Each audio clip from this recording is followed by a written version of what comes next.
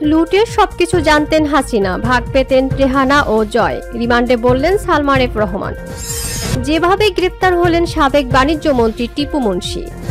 TV সাংবাদিক রাহনুমার রহস্যজনক মৃত্যু, কি হয়েছিল সেদিন? আসসালামু আলাইকুম দর্শক, আমাদের হাতে থাকা সর্বশেষ সংবাদে আপনাদের স্বাগত। এতক্ষণ শুনছিলেন সংবাদ শিরোনাম, এবারে থাকছে বিস্তারিত। লুটপাটের সবকিছু জানতেন হাসিনা, ভাগ পেতেন রেহানা ও জয়, রিমান্ডে বললেন সালমান এফ রহমান। রিমান্ডে জিজ্ঞাসাবাদে নতুন নতুন তথ্য দিচ্ছেন সাবেক প্রধানমন্ত্রীর বেসরকারি শিল্প ও বিনিয়োগ উপদেষ্টা সালমান এফ রহমান, যেখানে শেখ হাসিনা ও তার পরিবারের নানা লুটপাটের কথা ফাঁস করেছেন। রিমান্ডে সালমান এফ রহমান জানিয়েছেন, নতুন নতুন প্রকল্প বের করার তাগাদা দিতেন শেখ হাসিনার পরিবারের সদস্যরা। নতুন প্রকল্প মানেই বড় অঙ্কের কমিশন, এর সবকিছু জানতেন শেখ হাসিনা, তবে তিনি কখনো তাতে না করেননি। গ্রেপ্তারের পর থেকেই ঢাকা মহানগর গোয়েন্দা ডিবি পুলিশের হেফাজতে রয়েছেন সালমান এফ রহমান। তার দাবি, শেখ হাসিনার পরিবারের অতি লোভের কারণেই দেশের অর্থনৈতিক অবস্থা এতটা শোচনীয় হয়েছে। তাদের সব সময় সায় দিতেন সরকারের শীর্ষস্থানীয় কিছু ব্যক্তি। শেখ হাসিনাকে বোঝাতে গিয়ে অনেকে ছিটকে পড়েছেন, কারণ তিনি সব সময় তার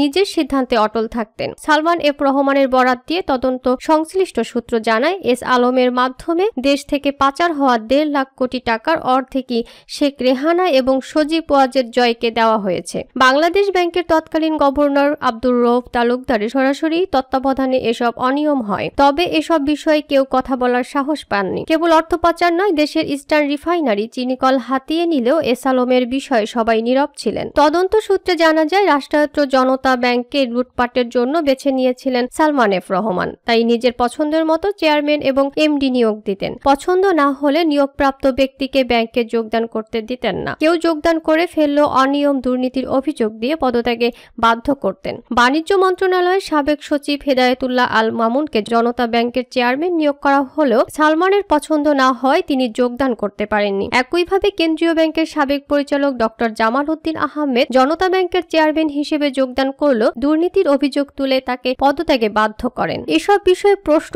করলেও নীরব থাকেন সালমান এফ রহমান। তদন্ত সংশ্লিষ্টরা তাকে বন্ড ছেড়ে প্রায় 7,000 কোটি টাকা তুলে নেওয়ার বিষয়ে প্রশ্ন করেছেন। তিনি বারবার অসুস্থতার কথা বলে এড়িয়ে গেছেন। প্রশ্নের মধ্যে ছিল, আইএফআইসি আমার বন্ড নামে একটি বন্ড ছেড়ে বিনিয়োগকারীদের সঙ্গে প্রতারণা কেন করেছিলেন? বন্ডটি আসলে বেক্সিমকো গ্রুপের আবাসন কোম্পানি শ্রীপুর টাউনশিপ লিমিটেড এর ছিল কিনা, কারণ এই বন্ডের মাধ্যমে 1020 কোটি টাকা তুলে নেওয়া হয়েছিল। তদন্ত সংশ্লিষ্টরা এ প্রতিবেদককে বলেছেন, তাদের কাছে তথ্য এসেছে সুকুক বন্ডের মাধ্যমে সালমান এফ রহমান তুলে নিয়েছেন 2250 কোটি টাকা। এই বন্ড কেনার জন্য ব্যাংকগুলোকে বাধ্য করেছিলেন তিনি। প্রথম দিকে ব্যাংকগুলো বিনিয়োগে রাজি না হওয়ায় পরবর্তীতে বাংলাদেশ ব্যাংক থেকে সার্কুলার জারি করানো হয়, যাতে ব্যাংকগুলো বন্ডে বিনিয়োগে বাধ্য হয়। তবে বারবার নিজের অসুস্থতার দোহাই দিয়েই প্রশ্ন এড়িয়ে যাচ্ছেন সালমান। গত 13 আগস্ট রাজধানী ঢাকার সদরঘাট এলাকা থেকে সাবেক প্রধানমন্ত্রী শেখ হাসিনার বেসরকারি শিল্প ও বিনিয়োগ উপদেষ্টা সালমান এফ রহমান ও সাবেক আইনমন্ত্রী আনিসুল হককে গ্রেপ্তার করা হয়।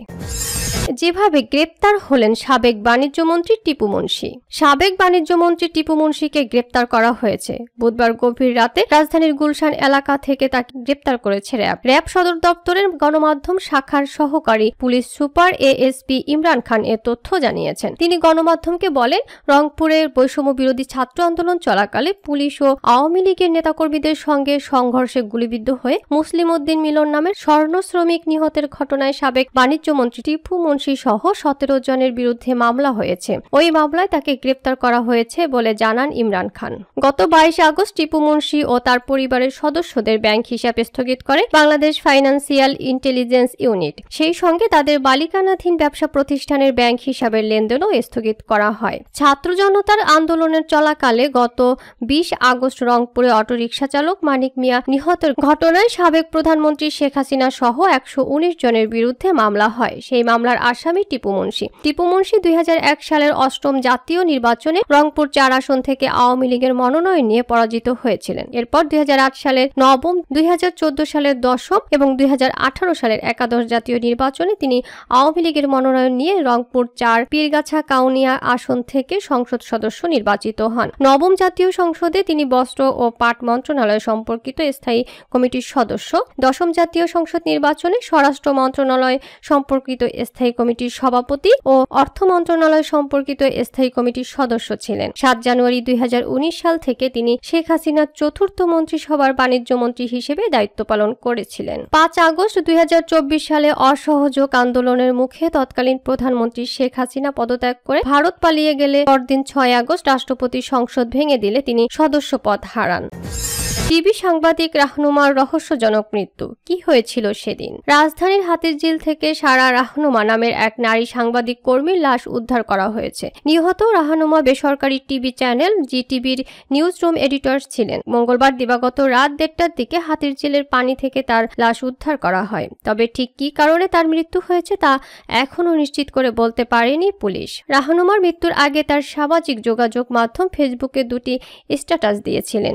সেই পোস্ট নিয়ে চলছে আলোচনা সমালোচনা। মৃত্যুর আগে মঙ্গলবার রাত 12টার দিকে ঢাকা বিশ্ববিদ্যালয়ের রাজু ভাস্কর্যের লোকেশন দিয়ে ফাহিম ফয়সাল নামে তার এক বন্ধুর সঙ্গে ফেসবুকে একটি পোস্ট দেন রাহনুমা। এতে তিনি লিখেন, আপনার মতো একজন বন্ধু পেয়ে ভালো লাগলো। ঈশ্বর আপনাকে সর্বদা আশীর্বাদ করুন। আশা করি আপনি শীঘ্রই আপনার সমস্ত স্বপ্ন পূরণ করবেন। আমি জানি আমরা একসঙ্গে অনেক পরিকল্পনা করেছি। দুঃখিত আমাদের পরিকল্পনা পূরণ করতে পারিনি। ঈশ্বর আশীর্বাদ করুন। এর 1 ঘন্টা আগে আরেকটি স্ট্যাটাসে রাহনুমা লিখেন, জীবন মৃত হয়ে থাকার চাইতে মরে যাওয়াই ভালো। এরপরই রাত 1:30টার দিকে তাকে হাতিরঝিলের পানি থেকে অচেতন অবস্থায় উদ্ধার করে ঢাকা মেডিকেল কলেজ হাসপাতালে নেওয়া হয়। রাহনুমার ঢাকা মেডিকেলে নিয়ে আসা পথচারী মোহাম্মদ সাগর বলেন, আমি হাতিরঝিল এলাকা দিয়ে যাচ্ছিলাম। হঠাৎ দেখি ঝিলের পানিতে একটি নারী ভাসমান অবস্থায় রয়েছেন। পরে তাকে উদ্ধার করে ঢাকা মেডিকেল কলেজ হাসপাতালে নিয়ে আসি। ঢামেকে আনার পর কর্তব্যরত চিকিৎসক পরীক্ষা নিরীক্ষা করে তাকে মৃত ঘোষণা করেন। নিহত রাহনুমার স্বামী শায়েদ শুভ্র বলেন, ঢাকার কল্যাণপুরের একটি বাসায় ভাড়া থাকতেন তারা। রাহনুমার গ্রামের বাড়ি নোয়াখালীর সোনাইমুড়ি উপজেলার ইসলামবাগ কৃষ্ণপুরে। তার বাবা বখতিয়ার শিকদার নোয়াখালী প্রেস ক্লাবের সভাপতি। শুভ্র বলেন, প্রেমের সম্পর্ক থেকে 7 বছর আগে তারা পরিবারকে না জানিয়ে বিয়ে করেন। মঙ্গলবার সারা অফিসে গিয়ে রাতে আর বাসায় ফেরেননি। এক ব্যক্তিকে দিয়ে রাত 10:30টার দিকে বাসা ভাড়ার টাকা পাঠিয়ে দেয়। পরে আমি তাকে ফোন করলেও সে ব্যস্ত আছি বলে ফোন রেখে দেয়। রাত 3টার দিকে খবর পাই সে হাতিরঝিল লেকে পানিতে ঝাঁপ দিয়েছে। পরে ঢাকা মেডিকেলে গিয়ে তাকে মৃত অবস্থায় পাই। শুভ্র বলেন, আমাদের মধ্যে কোনো ঝগড়া হয়নি, তবে বেশ কিছুদিন আগে থেকে আমার স্ত্রী আলাদা হতে চাইছিলেন। আমরা দুজনই কাজী অফিসে গিয়ে ডিভোর্স দিয়ে আসবো বলে সিদ্ধান্ত হয়। তবে দেশের এই পরিস্থিতিতে আর কাজী অফিসে যাওয়া হয়নি। রাহনুমার বোন রাবিতা সাবা বলেন, মঙ্গলবার দিবাগত ভোর রাতে 4:30টার দিকে ওর দুলাভাইয়ের মেসেঞ্জারে কল করে রেড ক্রিসেন্টের একজন জানায় রাহনুমা হাতিরঝিলে অ্যাক্সিডেন্ট করেছে। তাকে ঢাকা মেডিকেলে নেওয়া হয়েছে,